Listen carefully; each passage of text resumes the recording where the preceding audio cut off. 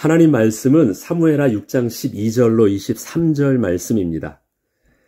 어떤 사람이 다윗 왕에게 아뢰어 이르되 여호와께서 하나님의 괴로 말미암아 오벳 에돔의 집과 그의 모든 소유에 복을 주셨다 한지라. 다윗이 가서 하나님의 괴를 기쁨으로 메고 오벳 에돔의 집에서 다윗 성으로 올라갈새 여호와의 괴를 맨 사람들이 6걸음을 가매 다윗이 소와 살진 송아지로 제사를 드리고 다윗이 여호와 앞에서 힘을 다하여 춤을 추는데 그때에 다윗이 배에 에봇을 입었더라. 다윗과 온 이스라엘 족속이 즐거이 환호하며 나팔을 불고 여호와의 궤를 메어오니라. 여호와의 궤가 다윗 성으로 들어올 때 사울의 딸 미갈이 창으로 내다보다가 다윗 왕이 여호와 앞에서 뛰놀며 춤추는 것을 보고 심중에 그를 업신여기니라. 여호와의 궤를 메고 들어가서 다윗이 그것을 위하여 친 장막 가운데 그 준비한 자리에 그것을 두매 다윗이 번제와 화목제를 여호와 앞에 드리니라.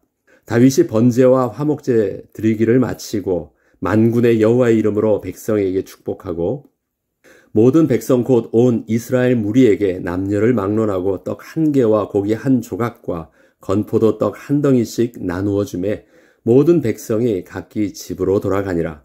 다윗이 자기의 가족에게 축복하러 돌아오매 사울의 딸 미갈이 나와서 다윗을 맞으며 이르되 이스라엘 왕이 오늘 어떻게 영화로우신지 방탕한 자가 염치 없이 자기의 몸을 드러내는 것처럼 오늘 그의 신복의 계집종의 눈앞에서 몸을 드러내셨도다 하니 다윗이 미갈에게 이르되 이는 여호와 앞에서 한 것이니라.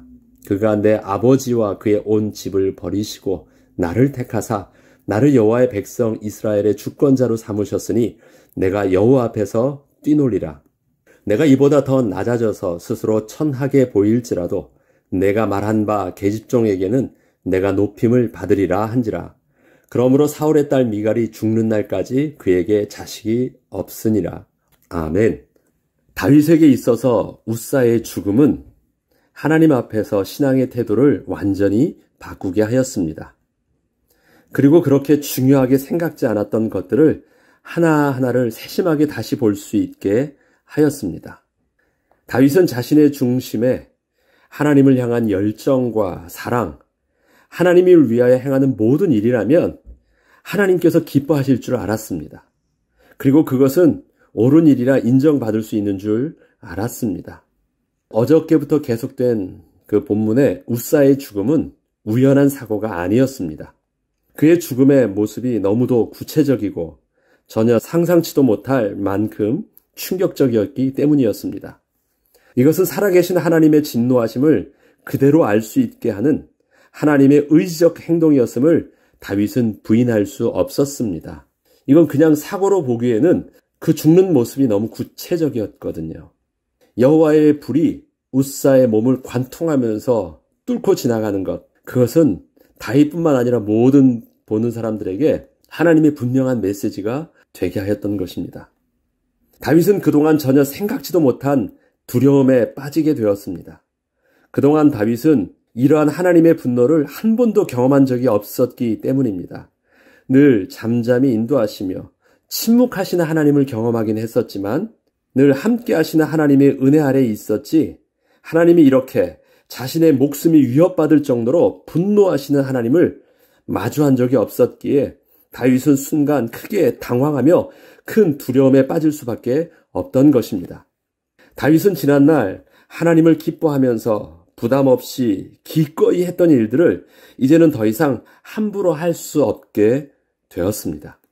다윗이 지금 하나님의 궤를 옮기면서 계획하고 진행하던 모든 과정들은 사실 다윗 입장에서는 가장 최고의 모습으로 최선을 다하여 하나님이 기뻐하실 만하다고 생각되는 모든 일을 한 것인데 그것이 하나님의 진노를 산 것이었기에 이제는 더 이상 다윗 스스로가 옳다고 하는 것을 그렇게 앞장서서 자신 있게 할 수 없게 된 것이었습니다. 다윗은 현재 자신의 인생 속에서 가장 최고의 위치에서 하나님을 위한 최고의 헌신과 열심으로 할 수 있는 모든 준비를 했고 그렇게 진행을 했었는데 자신이 할 수 있던 최고의 열정이 기쁨과 감사, 만족감이 아니라 실패와 두려움으로 끝나버린 이러한 현실을 어찌해야 할지 몰랐습니다. 다윗은 하나님 앞에서 행한 모든 일에 대하여 두려움에 사로잡히게 되었습니다. 우리 이런 마음이 있잖아요. 내가 하나님을 향한 열심과 사랑이 있는데 아직 나는 지금 부족해요. 지금의 나의 신앙과 또 나의 배경과 나의 가진 것과 모든 상황이 어려워서 지금은 잘 할 수 없지만 언젠가 하나님 앞에서 내가 주님을 향해서 최고로 할 수 있는 하나님의 은혜를 내게 주신다면 나는 이렇게 할 것이야 라고 생각하는 자신의 신앙의 최고의 선의 모습을 아이디어하게 다 가지고 있어요. 다윗은 지금 여호와의 궤를 들고 올 때 그가 꿈꾸었던 자기가 할 수 있는 최고의 위치에서 최선에 다해서 최선의 열정을 가지고 다했습니다. 이것은 다윗의 전 인격과 전 인생을 걸고 드린 것이었어요. 근데 그 결과가 어디 있어요? 한 번도 경험해 보지 못했던 하나님의 분노와 하나님의 거절하심을 겪게 된 것이에요. 단순히 우사가 죽은 사실이 아니에요.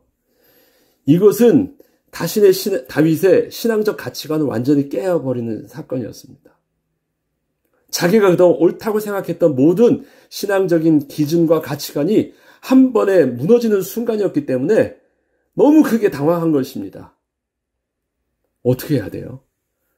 그럼 그동안 자기가 이런 중심을 가지고 옳다고 하면서 하나님께 행하였던 모든 일들에 대해서 자기는 그래도 잘한 줄 알았는데 근본적인 회의에 빠질 수 있는 상황이 온 것이에요. 하나님께서는 다윗에게 인생의 가장 중요한 터닝 포인트를 그때 또 허락하신 것입니다.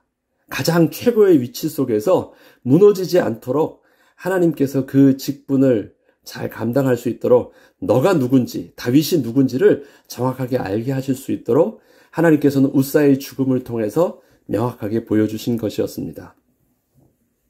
이러한 가운데 하나님의 궤는 오벳 에돔의 집으로 급히 옮겨졌고 다윗은 오벳 에돔의 집에 대하여 소식을 듣기까지 약 3개월간을 하나님의 뜻을 깨닫기까지 침묵 속에서 어떠한 일도 할 수 없었습니다.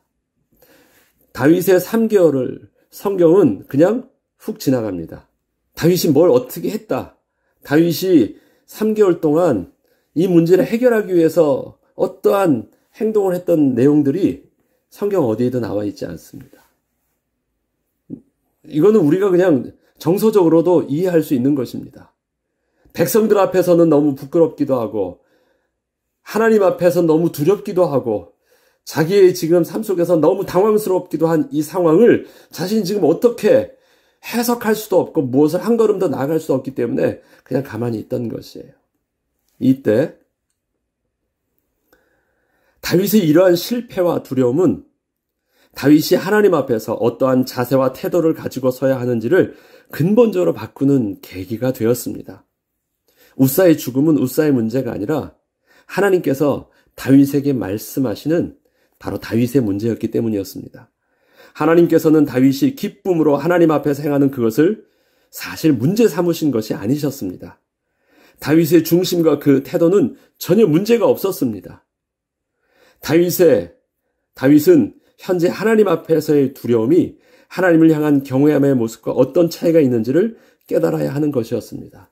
다윗은 지금 두려움에 사로잡혀 있거든요. 이상하다. 왜 나는 이렇게 두려워하지? 하나님 앞에 가까이 갈 수 없는 그 두려움이 생겼어요.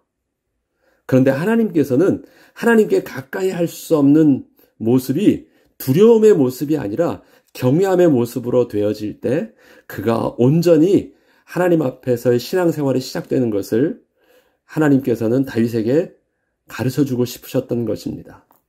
이러한 모습은 우리 믿음의 조상이라고 말하는 아브라함에게 있어서의 모습도 그때가 바로 시작되었던 것을 알 수 있습니다. 하나님께서는 아브라함이 또 그의 독자 이삭을 순종함으로 무조건 하나님 앞에 번제로 드리려고 할 때 하나님께서는 말씀하셨던 첫 말씀이 내가 이제야 네가 하나님을 경외하는 줄 알게 되었다라고 하면서 하나님과 아브라함과의 진정한 친밀함의 교제가 그때서부터 관계가 회복되어지고 시작되어지는 것을 볼 수 있는데 다윗은 지금 그러한 인생의 터닝포인트를 하나님께서 준비하고 계신 것입니다.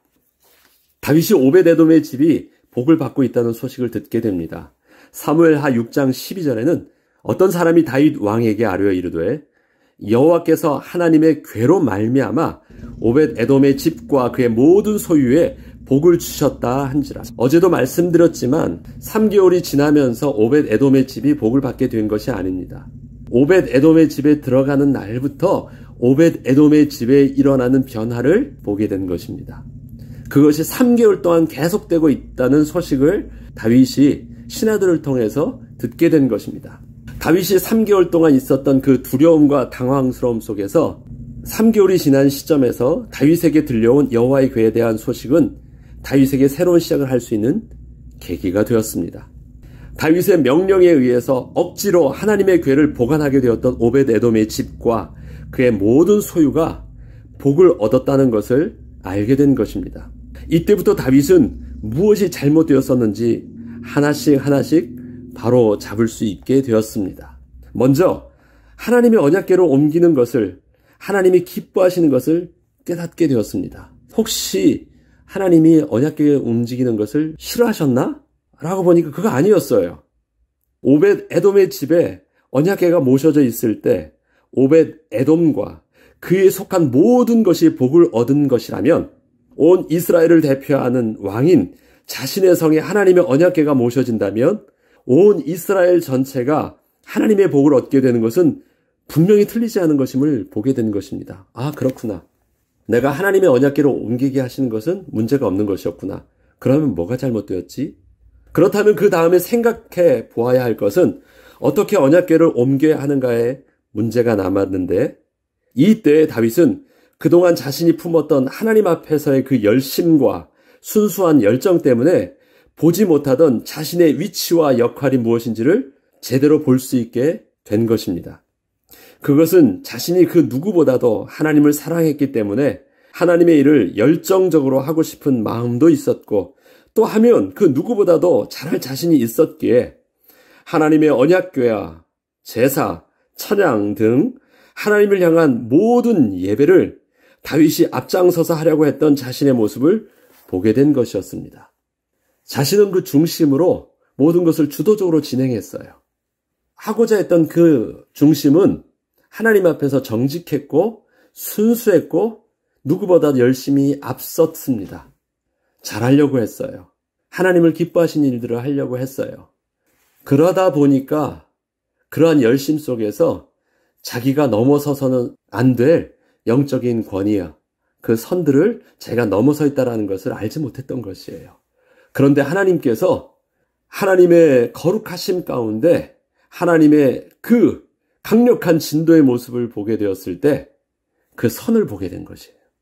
다윗이 자신의 위치를 깨닫게 되자 하나님께서 주신 율법의 말씀 속에서 하나님께서 세워주신 영적 질서와 권위들을 다시 세우는 일부터 새롭게 하기 시작했습니다. 하나님의 언약궤에 대한 태도를 어떻게 해야 되는지 언약궤 사건을 통해서 돌아보니까 그래서 각처에 흩어져 있던 제사장들과 레위인들을 다 모으기 시작한 것이에요.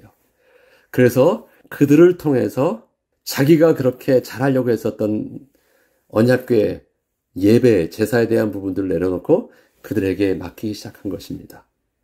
그들을 중심으로 2차 언약궤 움직이는 일들을 시작하게 된 것입니다.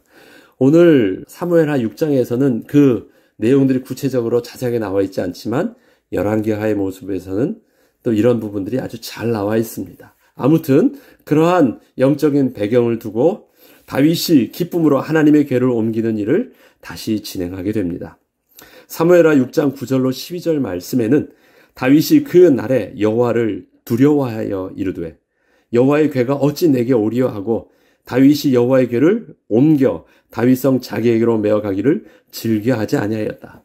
다윗이 자기 인생에 옳다고 하는 신앙과 하나님 앞에서 열정의 모습에 마지막은 두려움과 실패와 당황스러움이었습니다. 이것은 다윗의 할 수 있는 최선의 그 한계가 결과는 두려움이었어요. 실패였습니다. 신앙적인 실패를 맞아요. 그렇지만 그 다음에 하나님께서 그를 통해서 은혜를 통해서 새롭게 시작하게 하는 그 시작은 가드 사람 오벳에돔 집으로 들어갔을 때 다윗이 가서 하나님의 궤를 기쁨으로 메고 오벳에돔 집에서 다윗성으로 올라가게 됩니다. 이것이 다윗의 새로운 신앙의 출발이 됩니다. 기쁨으로 맸다. 그가 willing to 기꺼이 하도록 됐대요. 그럼 그 전에는 기꺼이 안 했습니까? 기쁨으로 안 하려고 했어요? 그 전에도 기쁨으로 하려고 했었는데 그렇게 안 됐어요. 그래서 그렇게 할 수 없는 자신의 모습이 됐어요. 그리고 다시 기쁨으로 하게 됩니다. 그러면 그 전에 기쁨으로 하려고 했고 기꺼이 하려고 했던 모습과 지금 새롭게 오벳 에돔의 집에서 가지고 오면서 기쁨으로 기꺼이 하게 될 그 모습 사이에는 분명한 영적인 다름의 비밀이 있잖아요. 그 사이에 바로 레위인과 제사장의 모습이 있는 것입니다. 하나님의 영적인 질서와 권위의 모습이 있는 것입니다. 그 사이에 다윗의 왕복을 벗은 그리고 에봇을 입은 모습이 있는 것입니다. 그 사이에 하나님 앞에서 춤추는 다윗의 모습이 있는 것입니다. 그 중간에 우리는 그 영적인 비밀들을 우리는 오늘 본문을 통해서 잘 붙잡아야 되겠습니다. 다윗은 하나님을 향한 그 사랑과 열심은 문제가 되는 것이 아니었지만 자신의 왕된 모습과 하나님 앞에서 하나님의 백성된 모습은 분명히 구분을 지어야 한다는 것, 그리고 언약궤에 대한 하나님의 임재하심과 하나님의 거룩한 성물로서의 입장을 분명히 깨닫게 되었습니다. 언약궤에 대해서 두 가지 모습이 나와요. 무엇이냐면 언약궤 앞에서는요, 하나님께서 좌정하셔서 앉아 계신 모습으로 행동을 합니다. 그런데 오늘 제가 읽지는 않았지만 6장 17절에 보면 이러한 말씀이 나옵니다.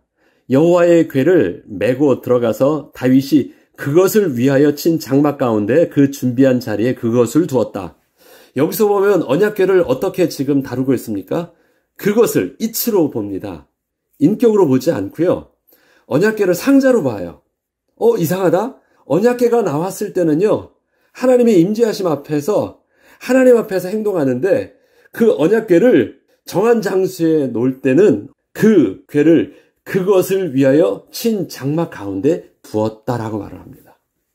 이것은 역대기에서도 똑같이 의미 있게 이것을 써요. 어떻게 다른 것입니까? 언약궤를 대할 때 언약궤 안에 있는 그 속죄소, 그 빈 공간은 하나님께서 거기서 하나님을 만나신다는 장소예요. 그렇다면 그것은 그냥 우리의 하나님의 권위적인 모습을 상징한다고 하면 하나님의 좌소로 표현하는 것입니다. 그게 하나님이 앉는 의자가 아니라 하나님이 우리를 만나시는 좌소, 왕의 권위로 앉아있는 자세로 우리가 표현할 수 있습니다. 그래서 언약궤가 백성들 앞에 나와 있을 때는 그 모습이 뭐예요? 하나님이 거기 계시다는 것을 알고 전 인격적으로 언약궤 앞에서 그렇게 행동하는 것이에요. 그것은 언약궤 앞에서 행동하는 것이 아니라 하나님 앞에서 그렇게 행동하는 것입니다. 그런데 그 하나님이 그들이 모였던 거룩한 장소에 그렇게 하나님이 제한받아서 보관되어 줄 수 있는 분이십니까? 아니에요. 거기는 뭐예요? 하나님의 언약, 하나님이 그렇게 거기에 보관되거나 보호되고 있는 것이 아니라 하나님이 앉으셨던, 예를 들자면 하나님이 앉으셨던 의자를 거기다 보관한다. 그런 개념이에요. 그래서 그 언약궤를 그냥 거기다 보관한 것입니다. 그리고 그들은 어디요? 예배할 때 언약궤 앞에서 하지만 늘 그들의 중심은 뭐예요? 하나님 앞에서 예배를 드리는 것으로 개념을 달리합니다. 언약궤 자체가 우상이 아니고 언약궤 안에 하나님이 계신 것도 아니고, 그렇기 때문에 언약궤를 보관할 때는 그것을 그 정한 곳에 거룩하게 보관하지만 여전히 하나님은 우리의 무소부재하신 것, 눈에 보이지 아니하시고 우리가 어떻게 규정할 수 없는 하나님의 모습 속에서 그 태도를 굉장히 달리한 것이에요. 이것이 다윗이 깨달은 것이에요.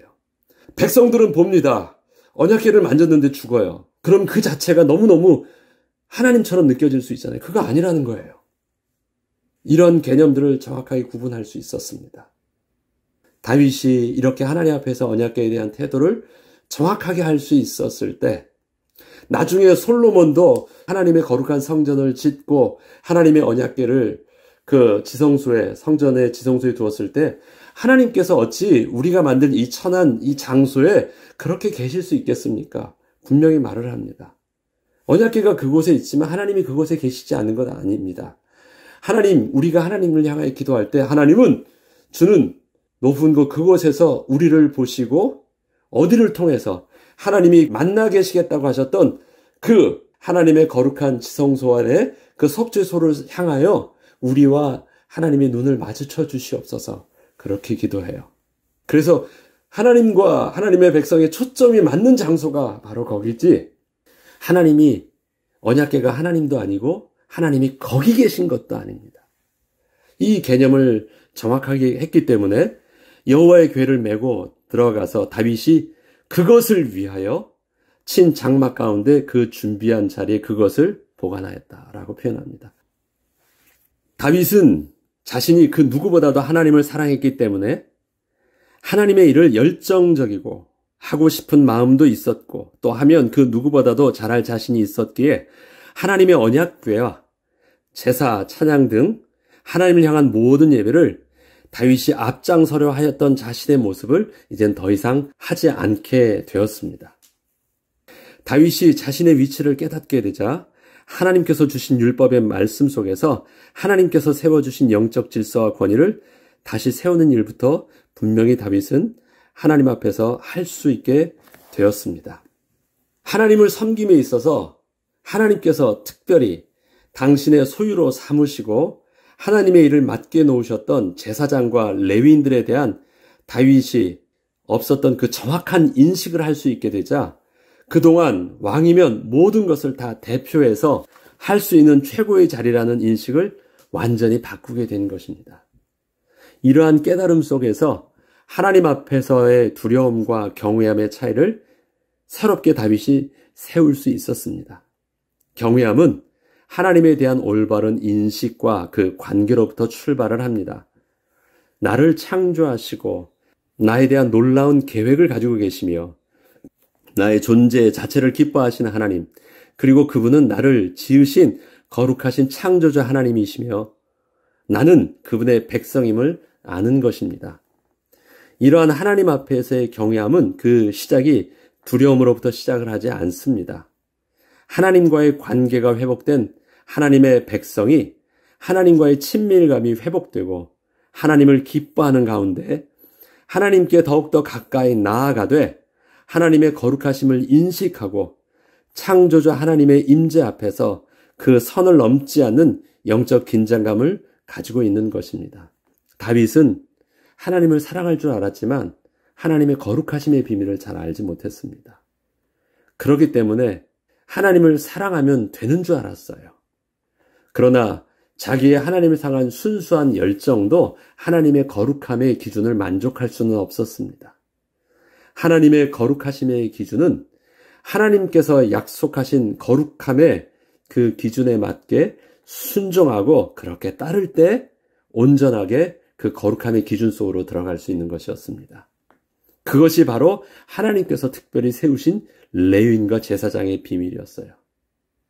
그렇기에 그 전에 있었던 하나님과의 친밀함은 경외함이 아니라 바로 하나님을 기뻐한 만큼 그 기뻐함에 반대되는 모습으로 바로 두려움으로 나타날 수밖에 없었는데 하나님에 대한 온전한 기쁨이 그 경외함 속에서 하나님과의 관계로 회복되어졌을 때는 그것이 기쁨뿐만 아니라 그것이 선을 넘지 않은 다른 하나님의 거룩함 속에서 영적인 긴장감을 가지고 하나님을 대하게 된 것입니다. 그러면 두려움은 경외함과 반대되는 모습 속에서 그 출발이 분명히 다른데 하나님에 대한 오해로부터 시작되는 것입니다. 자기 식대로 하나님을 생각하고 자기의 기쁨대로 하나님도 기뻐하실 것이고 자기의 두려움대로 하나님이 그렇게 자신에게 벌을 내려주실 것이라 생각을 하기에 그의 신앙의 열심은 철저히 자기 중심적일 수밖에 없는 것입니다. 자기 기준이니까. 자기의 순수함의 열정의 기준이니까. 하나님의 거룩함의 기준 속에서 출발하지 않고 나의 순수함과 나의 옳음과 나의 선의 기준 속에서 시작하였기 때문에 그래요. 단순히 두려움은 나쁜 것을 말하지 않아요. 기쁨에 동전의 양면과 같은 것이 두려움인 것입니다. 자기의 의와 자기의 선도 그것의 양면적인 것이 그 반대가 바로 악이기 때문에 그렇습니다. 그렇기 때문에 하나님이 기준되었느냐, 내가 기준되었느냐가 바로 두려움과 경외함의 차이를 만들어내는 것입니다. 내가 하나님을 기뻐하면 된다, 그런 것이 아닙니다. 그 기뻐함의 기준이 나이면 그 기쁨은 결국 동전의 양면과 같아서 결국 어떻게 드러납니까? 하나님 앞에서 실패와 당황스러움, 영적인 패닉과 두려움으로 끝을 맺게 됩니다. 지금은 의롭게, 선하게, 열정적으로, 헌신으로 주님을 향해서 봉사한다 할지라도 결과는 그렇게 나타난다는 것입니다. 왜요? 자기 기준이니까. 왜요? 하나님의 거룩함의 기준을 만족하지 못하는 것이었기 때문에 그것은 하나님 앞에 한 걸음 더 나아갈 수 없기 때문입니다. 우리는 이 차이를 잘 알아야 됩니다. 그래서 하나님은 다윗에게 진짜 하나님 앞에서 제대로 시작하려고 하실 때 제일 먼저 막으셨던 것은 무엇입니까? 하나님을 아는 지식부터, 첫 스텝부터, 첫 단추부터 제대로 꿰게 하신 것입니다. 다윗은 하나님에 향한 그 그릇된 열심으로 시작된 두려움이 하나님께서 세우신 영적 질서 안에서 경외함으로 바뀌게 되면서 다윗은 다시 지난날의 기쁨의 헌신을 회복할 수 있었습니다. 아니, 지난날보다 더 자유롭게 하나님 앞에서 기쁨을 표현할 수 있는 하나님 앞에서 영적 자유인이 되었습니다. 전에는 감히 하지 않았던 하나님 앞에서 옷을 벗고 춤을 추고 예복이 다 벗어지면서 흐트러진 모습도 하나님 앞에서 두려움 없이 할 수 있게 되었어요. 옛날에 알던 하나님이라면 감히 그렇게 할 수 없었던 그 자신의 행동들을 마음껏 할 수 있었어요. 그런데 그것이 하나님의 마음과 오히려 더 합했어요. 그리고 다윗은 자신감 있게 그 행동을 할 수 있게 되었어요. 그것이 다윗이 하나님 앞에서 춤추는 행동 모습이었습니다. 그때 다윗은 배 에봇을 입었더라. 변화된 다윗의 모습을 성경은 한마디로 상징적으로 이렇게 표현합니다. 그때 다윗은 배 에봇을 입고 신앙의 출발을 하게 되었다는 것입니다.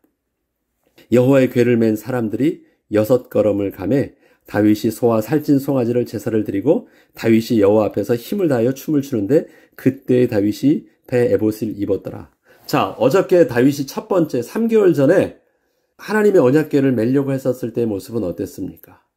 3만 명이나 되는 자들이 그들도 다 거룩하신 하나님의 궤 앞에서 옷을 다 갖추어 입고 다윗은 왕의 예복을 거룩하게 입고 모든 악기를 동인해서 그 위엄과 권위 앞에서 다윗이 제일 앞장서서 빰뿌라밤밤 하고 있는 그 모습이었는데 지금은 어떻게 해요? 모두 다 뒤로 빠져 있습니다. 그리고 제사장들이 앞과 뒤에 서서 궤를 메고 나아갑니다. 왕이 배 에봇을 입었다라고 말하지 말고 왕의 예복을 벗었습니다. 자기의 왕복과 자기의 왕관을 벗었습니다. 그리고 무엇부터 합니까? 그 권위 있는 왕의 행차를 드러내 보이려고 하지 않았고 못해요. 6걸음 간 후에 그 다음에 뭐부터 해요? 여호와 앞에 살찐 짐승으로 송아지로 제사를 드립니다. 6걸음을 간 후에 제사를 드린다 표현을 하고 있습니다. 그것은 지금 누구부터 시작한다는 걸 명확하게 보여준 것이에요. 이 하나님의 언약궤가 바로 제사장, 레위인들을 통하여 움직이기 시작하였습니다.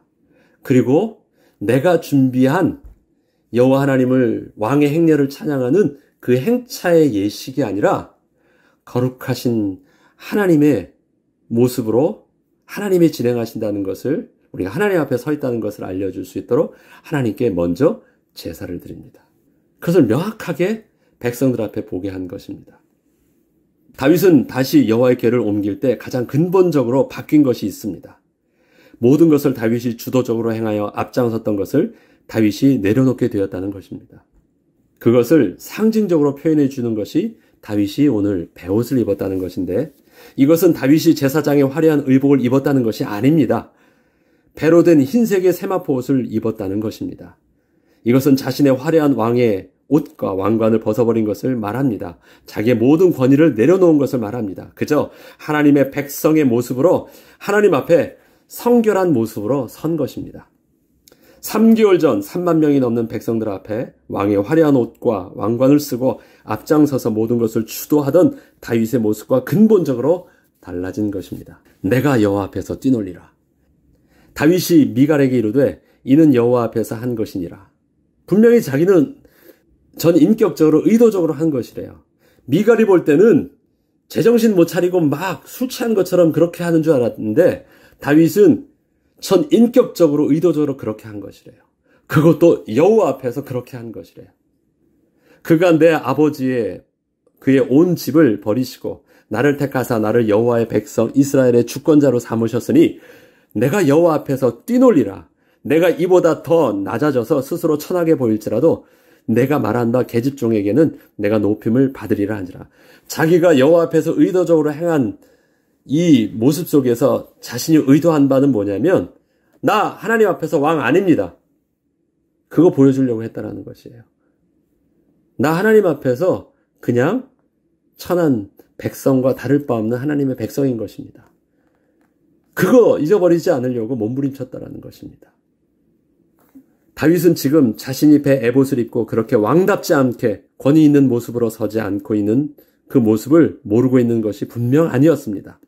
자신은 백성들 앞에서는 왕이지만 지금은 하나님 앞에 서 있다는 것이고 하나님 앞에 서 있는 자신의 모습은 하나님의 백성이라는 실존을 정확하게 인식하고 있는 것입니다.